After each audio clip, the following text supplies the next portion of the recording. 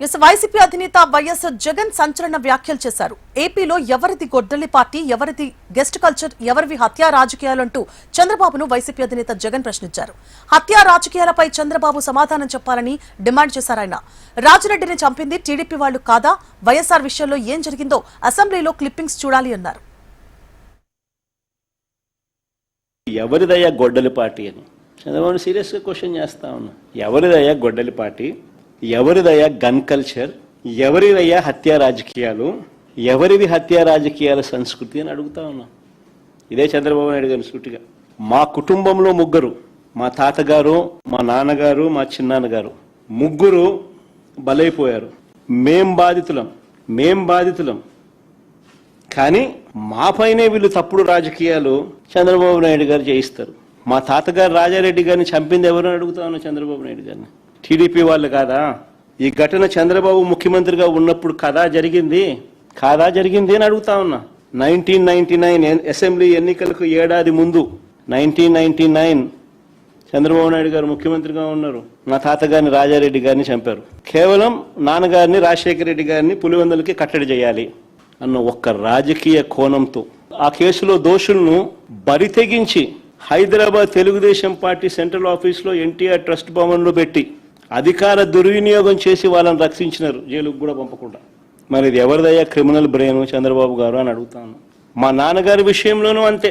మా నాన్నగారు చనిపోక మునుపు 2-3 రోజుల కిందట అసెంబ్లీ సమావేశాలు జరుగుతూ ఉన్నాయి. అప్పట్లో ఆ అసెంబ్లీ సమావేశాలు క్లిప్పింగ్స్ ఒకసారి చూడండి మీరు కూడా. చంద్రబాబు నాయుడు గారు అన్న మాట అసెంబ్లీలో, నువ్వు అసెంబ్లీకి ఎలా వస్తావో నేను చూస్తానన్నాడు. చంద్రబాబు నాయుడు గారు అన్న ఈ మాట తర్వాత 2-3 రోజులకి నాన్నగారు చనిపోయారు, హెలికాప్టర్ యాక్సిడెంట్. ఇప్పటికీ కూడా దీనికి సంబంధించి నివృత్తి కాని అంశాలు ఎన్నో ఉన్నాయి. ఎవరిదయ్యా చంద్రబాబు క్రిమినల్ బ్రెయిన్ అని అడుగుతా ఉన్నా. మా చిన్నాన్న వివేకానంద రెడ్డి గారిని ఇదే చంద్రబాబు ప్రభుత్వంలో హత్యకు గురైన మాట వాస్తవం కాదా అని అడుగుతా ఉన్నా. వైసీపీ పార్టీ కోసం, అవినాష్ రెడ్డి కోసం తాను క్యాంపెయిన్ చేస్తా ఉన్నాడు. జమ్మన్మడుకు పోయి క్యాంపెయిన్ చేసి వచ్చినాడు.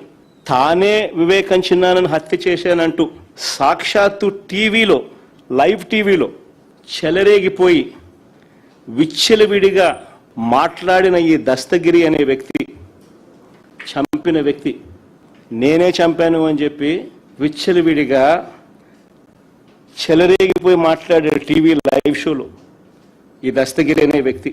ఇవాళ స్వేచ్ఛగా పోలీసుల వత్తాసుతో దర్జాగా కారులో తిరుగుతూ ఉన్నాడు. జైల్లో ఉండాల్సిన వ్యక్తి దర్జాగా కారులో తిరుగుతూ ఉన్నాడు ఈరోజు. అంతేకాదు, పైగా చంద్రబాబు లాయరు సిద్ధార్థ లూత్రా, దస్తగిరి లాయరు కూడా సిద్ధార్థ లూత్రా. మరి ఎవరిదయ్యా చంద్రబాబు క్రిమినల్ బ్రెయిన్ అని అడుగుతా ఉన్నా. రాజకీయ లబ్ధి కోసం ప్రలోభాలతో హంతకులను రక్షించడం, నిర్దోషులను హింసించడం ఈ కేసులో జరుగుతూ ఉంది. ఇదేగా చంద్రబాబు అని అడుగుతా ఉన్నా. ఇంకొక ఉదాహరణ, చంద్రబాబు గారి బావమడిది వియ్యంకుడు బాలకృష్ణ గన్ పట్టుకొని టపా అని ఇద్దరిని కాల్చి పడేయలేదా అని అడుగుతా ఉన్నా. ఎవరిదయ్యా గన్ కల్చర్ అని అడుగుతా ఉన్నా. ఆ తర్వాత సాక్షులు ఉండకూడదని చెప్పి ఆ ఇంట్లో ఉన్న వాచ్మెన్ను, అంటే వాళ్ళ ఇంట్లో ఉన్న వాచ్మెన్ను బండరాయితో మోది చంపారు.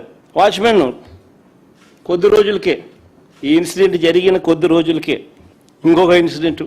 పాపం ఎన్టీఆర్ గారు అబ్బాయి హరికృష్ణ గారు యాక్సిడెంట్లో ఆయన చనిపోతే పరామర్శ కోసం అని చెప్పి పోయి చంద్రబాబు నాయుడు గారు కేటీఆర్తో పొత్తులపై చంద్రబాబు మాట్లాడారు శవాన్ని పెట్టుకుని.